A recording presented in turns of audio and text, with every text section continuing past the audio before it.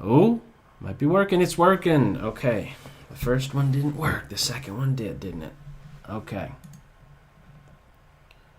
Now what? Okay. Knight f6. Nimzo Indian. Let's try the Benko Gambit, maybe. Not really my style, but let's give it a whirl. D5, B5. Chop A6. Ah. Okay. No chopping. Well, what do we have here? I could, this can transpose into a Panov-Botvinnik attack. Takes, D5, and that's the situation we're in. So, okay, let's run with this. D5 before it's too late. Get it in now. Okay, well, I'm going to go with this. It's a quiet approach. And I'm not going to take on this square until the bishop moves. I think right now is a good time. Let's castle. And I'm not so sure how purposeful that advance is.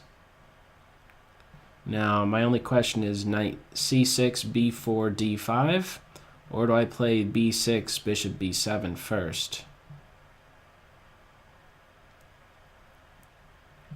I like this move right away, so let's do it.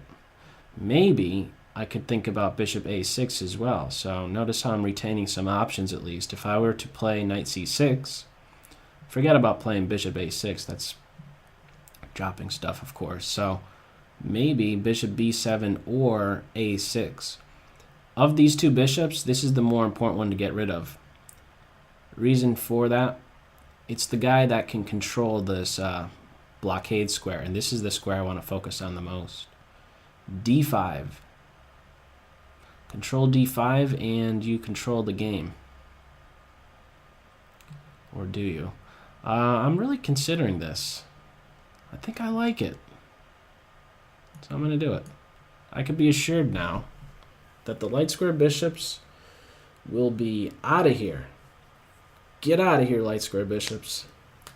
And I think this actually helps me. I think it would be a bit more uncomfortable for me if the queen were to have played to e2 or b3, something just supporting the bishop. Now I think things are squeaky clean. I have strong control over d5. There were a couple different ways I could have gotten to that square. Seems like a good enough one. Doesn't allow white the possibility of taking this knight. Now, is knight right here going to be a bother? I'm not so sure about that.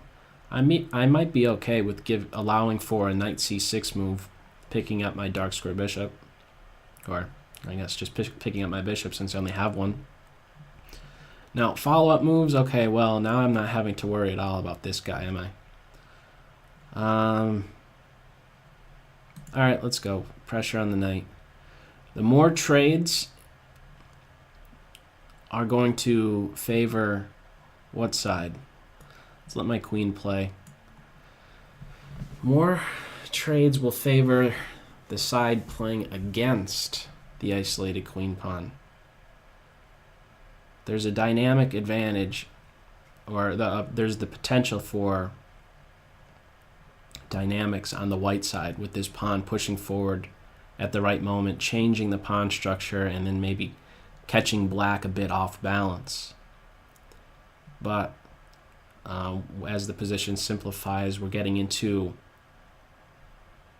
a technical position, or in this case, what? The end game. So, is it okay to just trade queens? Am I okay with allowing this rook to have this A file? Yes, it doubles the B pawns, but is that a liability? Is it really? I guess I'll go for it. And as a follow-up, let's play here. I think it's important to maybe run with that. Well, I guess I still could have played knight d5, but I was concerned about rook a6 and then doubling up. But in response to that rook a6 move, I could have, let's say knight b4. Okay. Right here, just in the nick of time. Do not let this pig get on the 7th. No pigs. And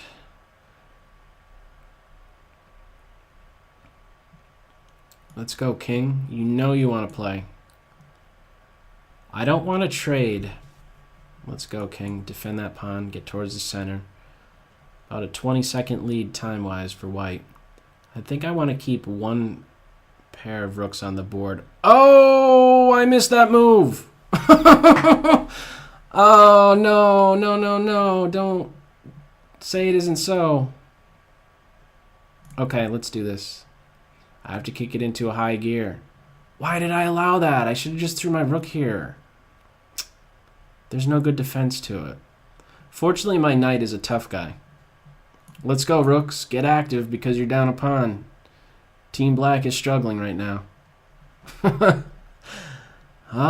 Fortunately, I have still very active pieces, and this knight is still a bit ways off from doing any damage. Maybe I could go after this little guy right here. The B pawn. Let's go, B pawn. My knight is there to defend my bishop.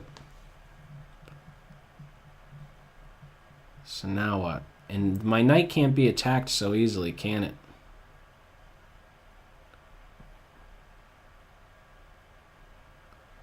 Uh-oh. Okay, what do you do here? One pig on the 2nd. No, just take the rook! This is not good. This is how it started last. Oh, wait a second, wait a second, wait a second. Grab this bishop.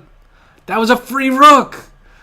Two videos ago that I posted on YouTube, I said I had a free queen. I was like, take free queens. Now it's take free rooks. Anything that's free, take it. Just take it right away. Oh, man. Okay, I could take this bishop, but the rook grabs this guy. But how about I say, hey, let's go. You gotta move, bishop. Where are you gonna move? I get the B pawn. Blockade. You see, one way to view this is that even though I'm down a pawn, it's this pawn is a bit non-existent. It's a passed pawn, but it's blockaded.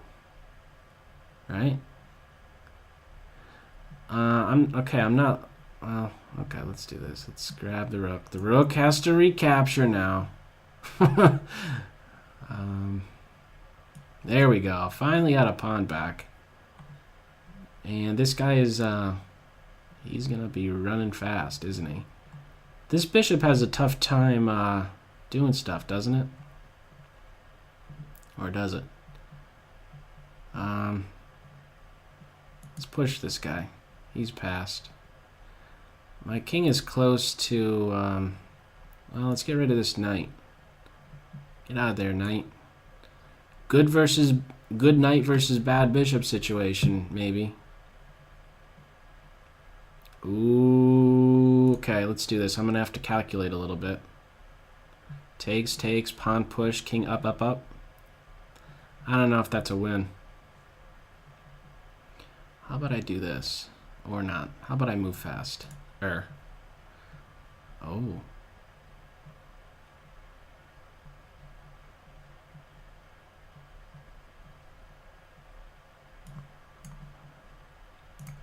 Okay, I'm gonna get this pawn.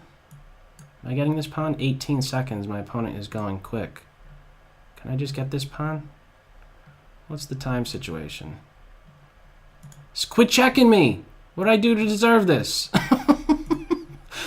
Quit your checking, man. Quit checking me, man. Run, pawn. You know you want to run. Oh, just take the knight. It was a freebie. More free pieces. Oh, they shouldn't have taken my knight.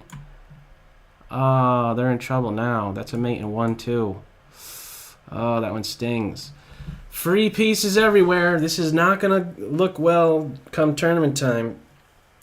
Do not be listening with your headphones. Good game. Oh, man. Don't make it too simple when it comes down to me being low on time. Keep it complicated. Or actually, no, never mind. Don't do that. That's good advice. Anyhow, could lose so many more games if that was just followed.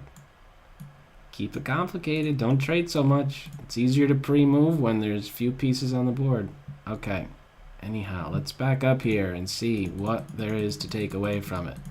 This move, I think you could save yourself that move. I don't know if the pin is that annoying. There's ways out of it. There's a line that runs right into a simplified endgame. The queen's coming off, black being uncastled.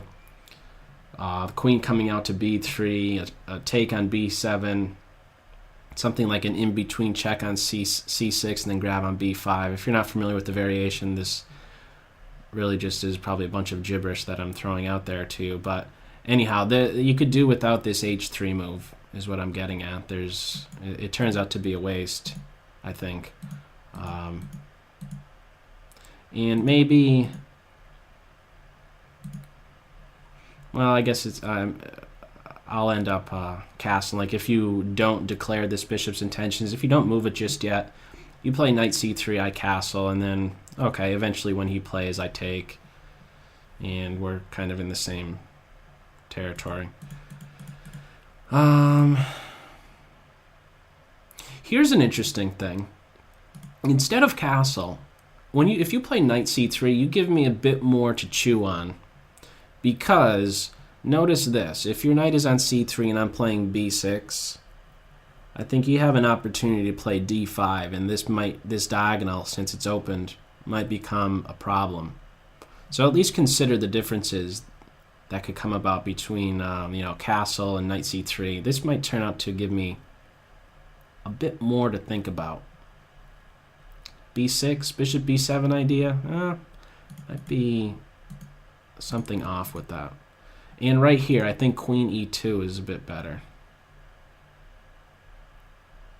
I think you kind of help my knights out. I'm really comfortable in this position. I have control over that. We're exchanging more and more.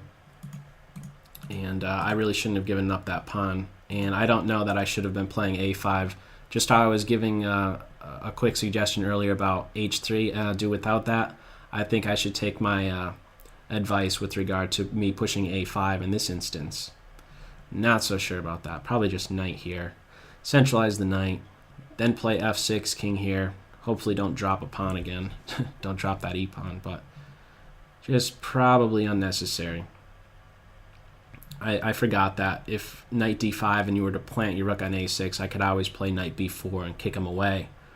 And then follow up with a5 if I really needed to get him out of there. So, I think maybe consider the knight c3 move instead of castle right here, and also do without h3. Those are just a couple quick points.